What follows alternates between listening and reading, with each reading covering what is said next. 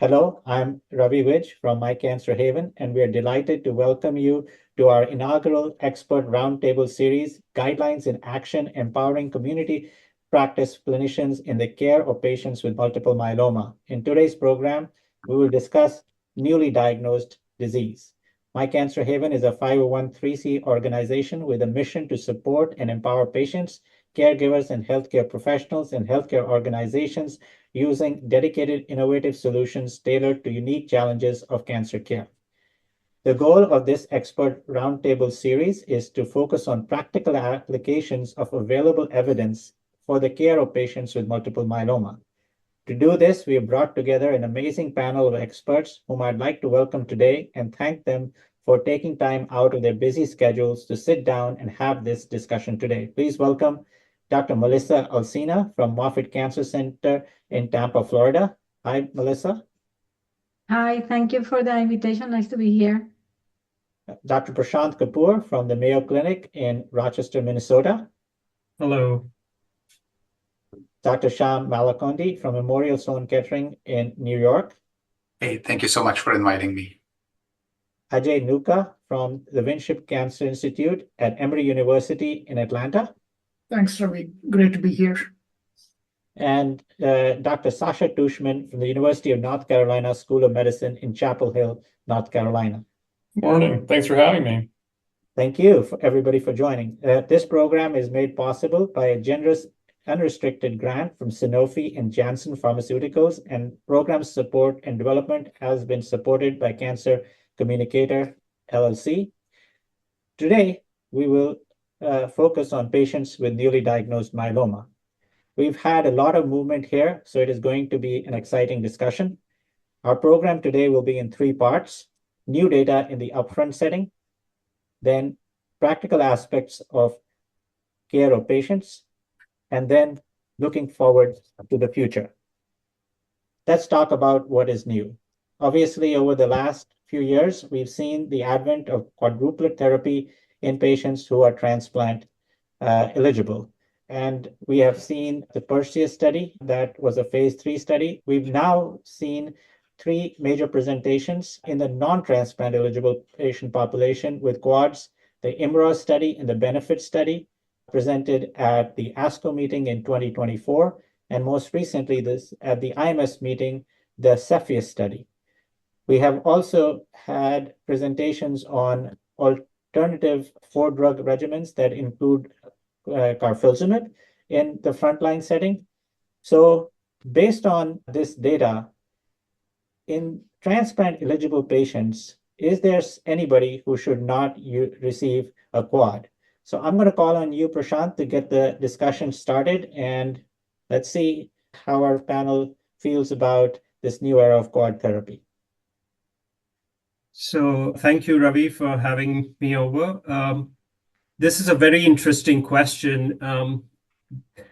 Unfortunately, we don't have that critical piece of information as to who could benefit from just a 3-drug regimen and not go on to quad. So 3-drug regimen, as we already know, either an IMiD in combination with anti-CD38 monoclonal antibody plus a steroid dexamethasone, or a PI in combination with an IMiD and dexamethasone, have been the so-called standard of care up until recently when quadruplets took over.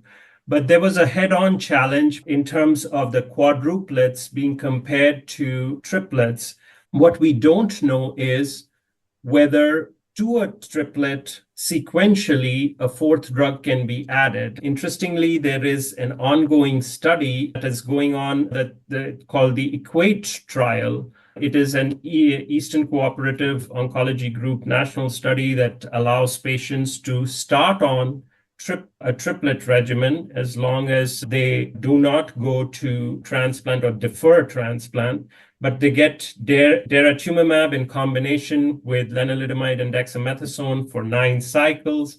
And this is followed by assessment of the MRD status which is actually not necessary for randomization, but it is a stratification factor. And the fourth drug, in this case, for a proteasome inhibitor, bortezomib, is added after 9 cycles, and the patients are randomized to either addition of the fourth drug or they continue on the 3-drug regimen. And that trial, in my opinion, is a very important trial because it would tell us whether fourth drug is needed in all patients.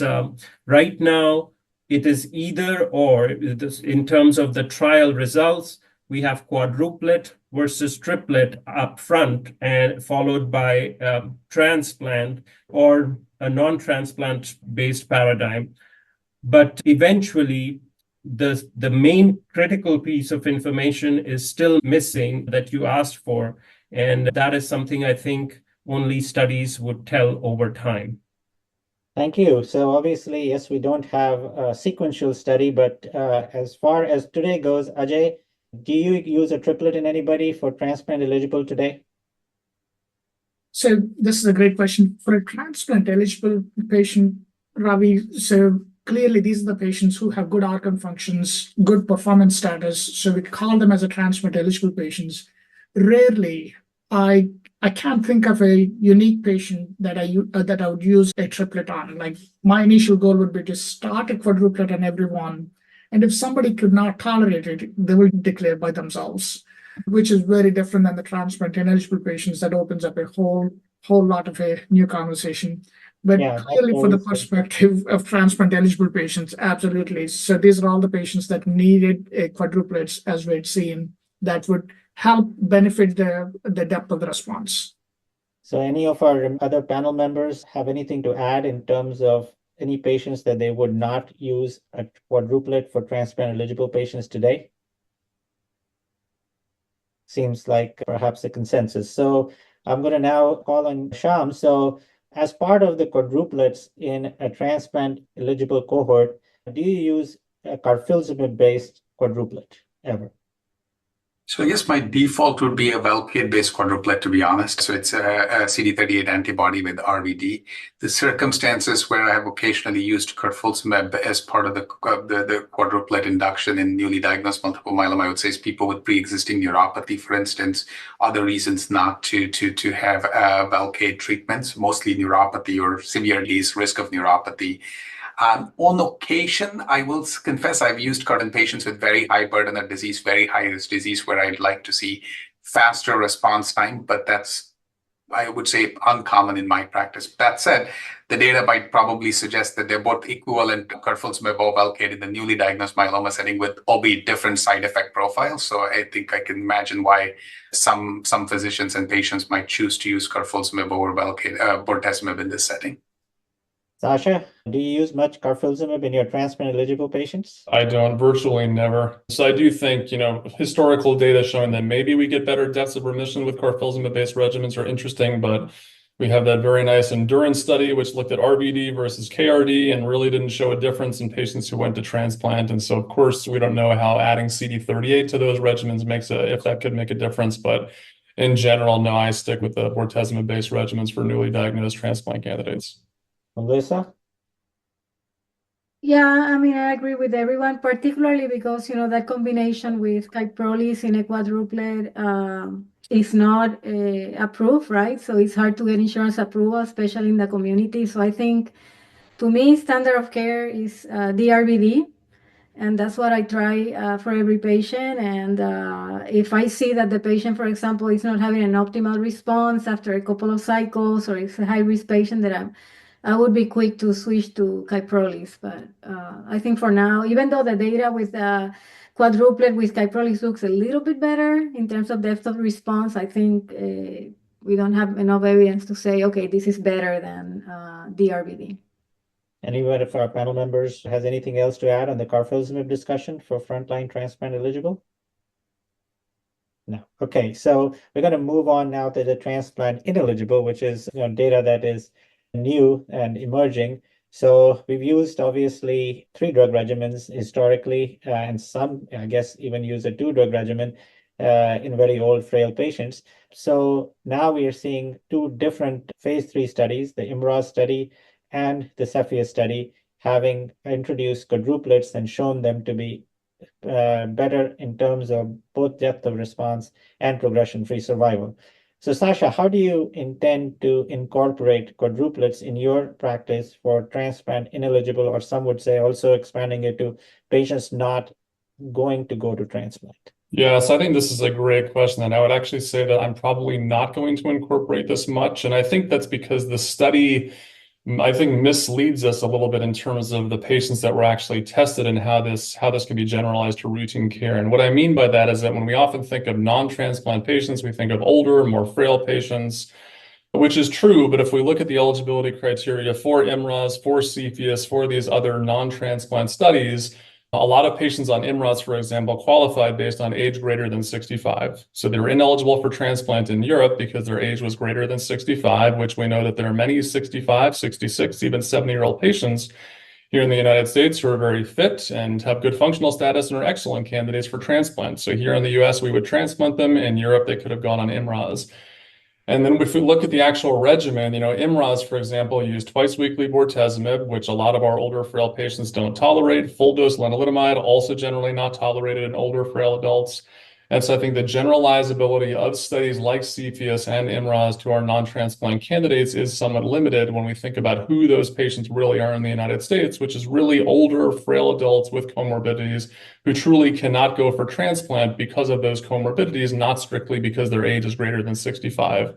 So my standard for treating older, truly non-transplant candidates is typically DRD based on the very nice Maya study, which I think has been highly impactful. But as far as these quadruplet regimens and non-transplant candidates, I'm really not incorporating those data much into my routine practice. So Ajay, what proportion of your patients not headed to transplant would be fit for a quadruplet? This is a great discussion. So I probably have to take a different stance than what Sasha took. So I would believe everybody should get a quadruplet, fully understanding that there is the trials, both the IMROZ and the benefit have an age limit, and the Cepheus had an age limit, and IMROZ with an age limit of 80 years old. So if one can argue, so if somebody is getting a quadruplet, they're tolerating a quadruplet, they could be a candidate for a transplant. So the problem that happens here is, so the lines that define transplant eligibility versus ineligible have become more blurrier. So the way that I would look at it is every patient should be considered for a quadruplet. And if the frailty is all because of the disease burden, the patient will declare themselves a couple of cycles down the line, whether the patient is a transplant eligible candidate or not. This also gives us an opportunity for us to see, could patients elect to defer a transplant if they got a really good depth of response? So now, rather than us differentiating people to have a transplant eligible patient should receive a quadruplet, transplant ineligible patients or frail patients should receive a triplet, like what we used to do in the past. Now the blanket is like everybody should be considered for a quadruplet, and down the line, the patient's transplant eligibility, whether they want to defer it or whether we can give a transplant, should be defined down the line. I'll make one point of what Sasha put out before. DRD is a great regimen. The Maya regimen is wonderful because if you look specifically at the Maya trial patient population, 40% of the patients were above the age of 80. So what we're able to show that this is a unique triplet that potentially can benefit the frail elderly patients with myeloma. And we got to build on that. So what the benefit trial did was adding bortezomib to the Maya regimen. Here, ESA RD was compared against ESA RVD, and basically showing that there is a depth of response that could be attained in the benefit trial compared to the standard 3 drugs. So we're using that information to make the decision across the board that yes, quadruplets could be safely given even for elderly patients, but the decision to defer versus calling them truly frail and transplant ineligible should follow later.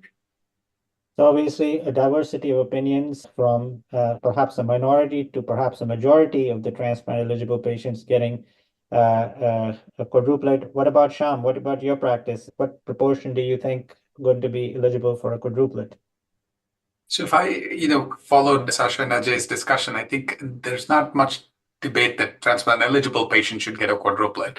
I think Sasha's point was some of the patients in these studies were truly not transplant ineligible, a point well taken. So those would automatically then be transplant eligible, therefore candidates for quadruplets. The question becomes, for a small subset of our patients who are truly transplant ineligible because of comorbidities or advanced age or performance status, what is the ideal treatment?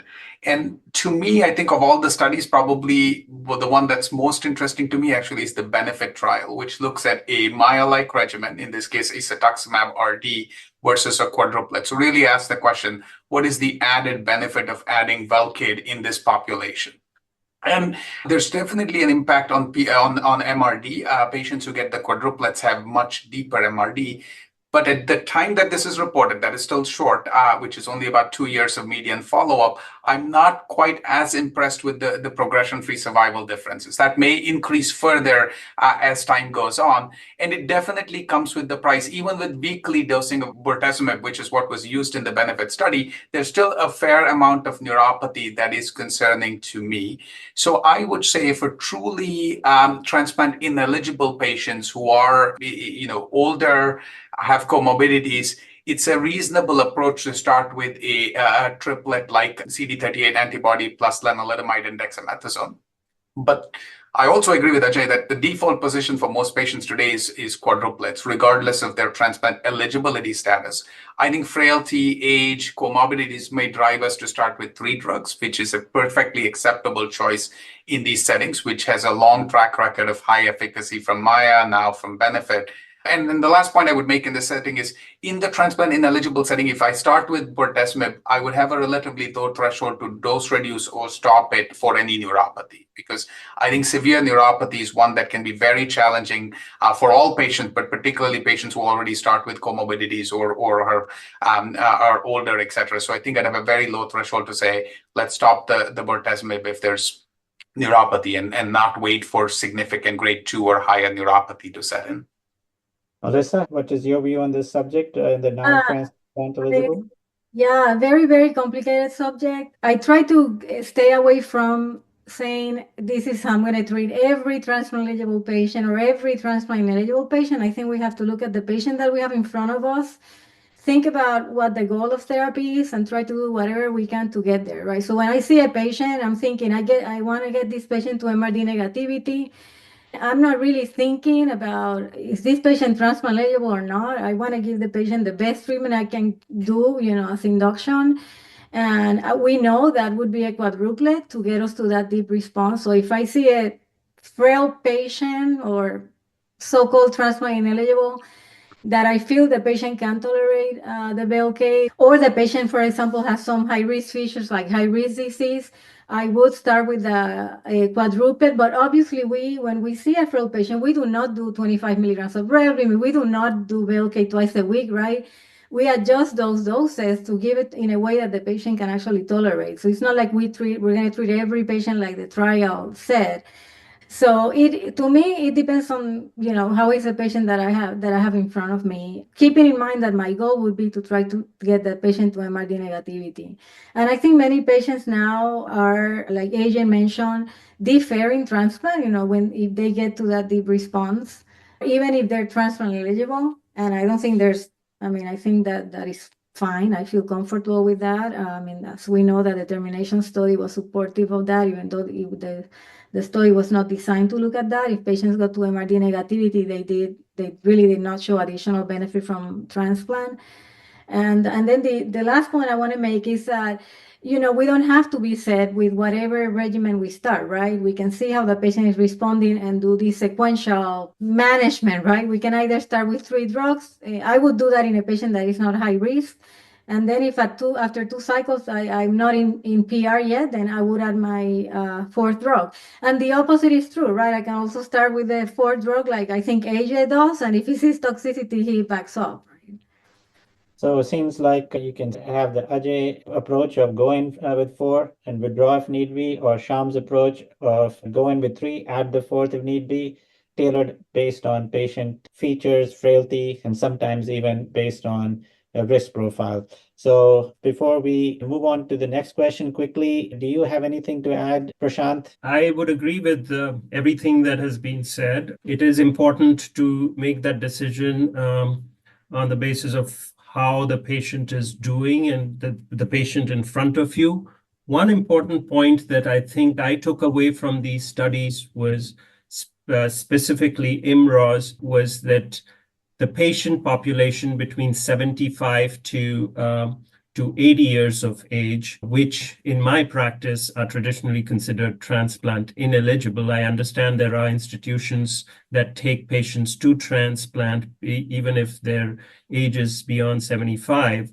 But IMROS study, for instance, had about 25 to 30% of patients that were between 75 to 80 years of age, and Benefit had almost a similar proportion of patients as well that were considerably older.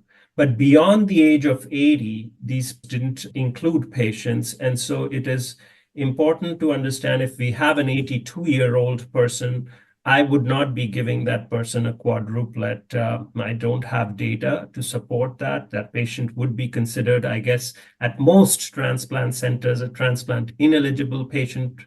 And I would either start with a triplet and see how the patient tolerates it, or if the patient appears to be frail, I could even go with a doublet at that point. But specifically, when it comes to patients between 75 to 80, I think these studies have given us good evidence to start off with a quadruplet and see how, as Ajay indicated, how these patients tolerate.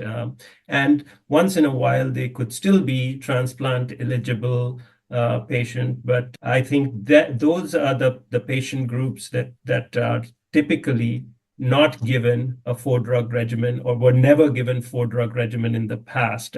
Also, it's also important to understand that anyone that's older than 80 years of age and the IMWG criteria, the frailty index, that person would already be considered frail. And in those patients, I would avoid and refrain from giving a quadruplet. Well brought out point that actually, though the Cephia study also didn't have a cutoff, I think the oldest patient was 80, so that we don't have firm data about 80, but that population you have to be maybe careful. Thank you, everyone, for providing your insights on the new data in induction therapy for newly diagnosed patients. Please watch our next video where our panel explores what is new in maintenance therapy.